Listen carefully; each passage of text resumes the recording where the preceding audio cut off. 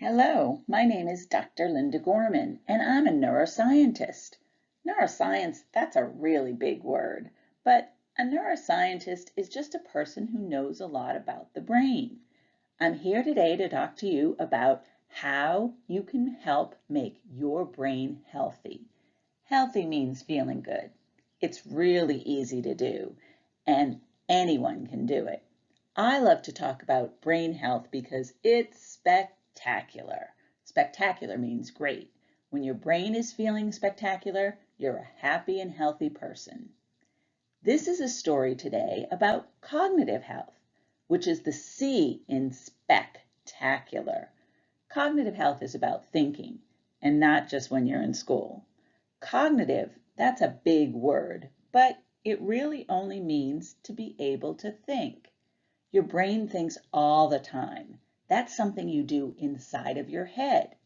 It's your brain's job to think, and by thinking, you're making your brain healthy. So let's see how we can keep your brain healthy. Today, we're going to talk about things that are going on inside of our heads. As I said, inside your head, your brain is always thinking. When you think, you ask questions, and then you come up with ideas or answers to those questions. We're going to talk about why your brain is always thinking and about how that works. The main job of your brain is to keep you healthy. Your brain keeps you healthy by helping you to do the behaviors that you need to do to keep you alive. Now, let's think about this. What if one of the things that you like to do is petting the neighbor's cat? You like to do this because you think that cats are cute and they're soft. Your brain helps you to do that. Have you ever petted a cat before? Did you like it? I love petting cats. They're so soft, and sometimes they purr to tell me that they like me petting them too. Now, let's say you go to the zoo and you see a lion. The lion is so cute. It looks like a big cat. And you think to yourself, I wonder if the lion's fur is just as soft as the cat's fur. You think, maybe I will go into the lion's house and I will pet the lion. Do you think you should pet the lion? Of course not. A lion, even though it looks like a big cat, is a wild cat. It's not a kitty cat like your neighbor's cat or your friend's cat. And most likely, the lion would take a bite out of you or have you for dinner if you tried to pat it. It turns out that your brain had already told you not to pet the lion. You thought about it and you remembered lions have big teeth.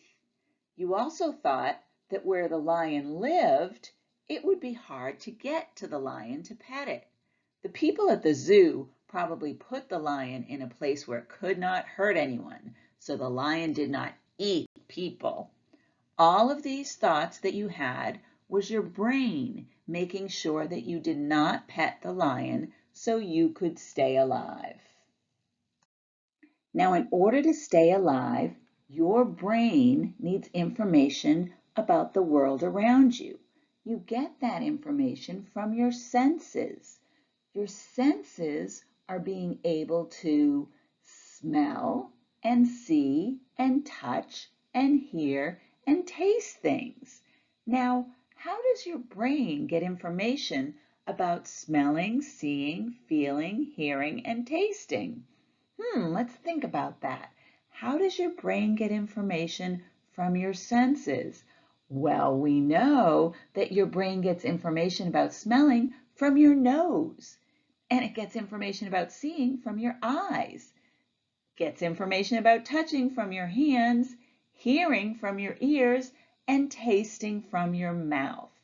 Your brain gets all kinds of information about things that are in the world outside of your body from your senses. The information that you get from your senses is like getting pieces of a puzzle. Now, let's say that I showed you this puzzle piece. And you see this picture and your eyes saw, that kind of looks like fur. So fur is going to be the first piece of the puzzle. And you used your eyes to be able to see the fur, so that gave your brain information about what was out there in the world. What kind of animals have fur? Let's think. Well, we know that bears have fur, and bunnies have fur, and chipmunks have fur, and squirrels have fur. There's lots of animals that have fur. So that piece of the puzzle that I showed you, it could be a lot of different animals because all you see is the fur. Now let's say that I told you to listen with your ears because this is what the animal sounds like. You listen, and the next piece of the puzzle that you hear is barking. Barking like woof, ruff, bark, arf. Those are all barking noises, and barking is the second part of the puzzle. So you think to yourself, let's see, what kind of animals bark? Well, I know that dogs bark, wolves bark, coyotes bark, seals even bark, and foxes, they all bark. Plus, these animals all have fur.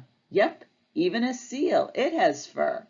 So we know that the animal that we're trying to think of, it barks and it has fur. So can we figure out the puzzle yet? Nope, we still don't know what kind of an animal it is. We now have two pieces of the puzzle though. We know that the animal has fur and we know that the animal barks. So can we figure out the puzzle yet? Nope, still don't know what the animal is. Now, what if I showed you a bigger picture of where the animal lives? And you could see that the animal lives in a place that has a room with a couch and a chair and a television set. What kind of a room do you think this is? That's right, it's a room in a house, probably a living room or family room. So that's the next piece of the puzzle. The animal lives in a place that has a room, which is probably in a house.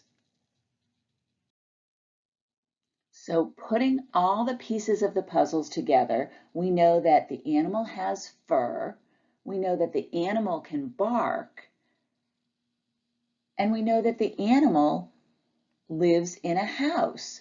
So which one of these animals, the dog, the wolf, the coyote, the seal, or the fox, do you think lives in a house?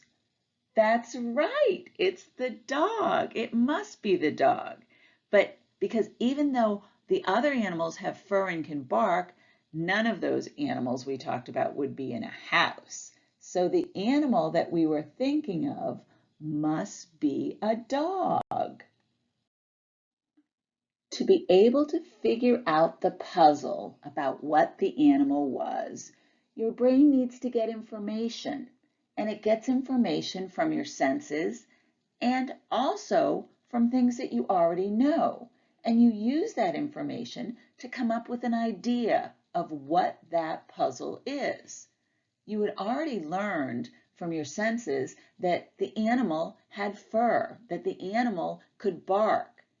You knew that you had never seen a seal or a wolf in a house. These were things that you already had in your head. You put that information together, information you get from your senses and information about things you've already learned to come up with the idea that the animal is a dog. Thinking about information that your senses give to you so that you could see the fur, you could hear the barking, and you could see the house where the animal lived, that's going to give you information, pieces of the puzzle that you can put together so that you can come up with the idea that it's a dog that we were looking at. When you have a question, when you have something that you have to figure out, you get information from your senses and from information that you already have in your brain, and you come up with these ideas. That's how you do it. Now, the neat thing about ideas is that they can change. Getting more information or different puzzle pieces can change the idea or what the puzzle looked like. So first we knew that we could see fur, that we could hear barking, and that we knew that the animal lived in a house. So we figured out that the animal must be a dog. But what if we knew something different about the animal? What if our brain got information that, yep, there was fur, but it's sort of like grayish black fur. The animal was barking, but instead of living in a house, the animal lived in the ocean. Then the animal wouldn't be a dog because does a dog live in the ocean? No, but what was the animal that we saw that had fur and barked and could live in the ocean? That's right, a seal. So if we get different information, then our brain has to think about that information and it has to come up with ideas. But those ideas can change. Now, when it comes to ideas, some ideas that we get are going to be good ideas. Some ideas that we get are going to be not so good ideas. Remember before when we talked about petting a cat? Petting a cat, they're so cute and cuddly, that's a good idea. But is it a good idea to pet a lion? If you said yes, that would be a bad idea. Bad ideas are bad because someone can get hurt. Saying no to petting a lion, that's going to be a good idea. We don't want to pet a lion because a lion can eat us. And this is how we think and come up with ideas that help us to stay alive. Not petting a lion, that's going to be a good idea. Petting a lion, not going to be a good idea. So in order for our brain to come up with that idea of not to pet a lion, it has to get all of the information. We think about it and we come up with a good idea and we can make the right decision. I want to thank you so much for letting me talk to you about how you get ideas. I've enjoyed spending this time talking to you today about your brain, and I hope that you've had some fun and learned something about your brain. Remember, you get information from the world around you from your senses, from seeing, hearing, touching, smelling, and tasting. You also get information from things you've learned that are already in your head. You use this information to come up with ideas that help you to stay alive. That's the job of your brain. And when your brain does its job, your brain stays healthy, and that's spectacular.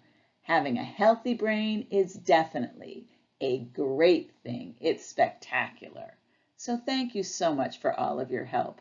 Brain health is not just spectacular, it's also fun. I'd also like to thank the people at Johns Hopkins University, especially its president, Dr. Ron Daniels, for helping us to put together this Brain Health It's Spectacular program.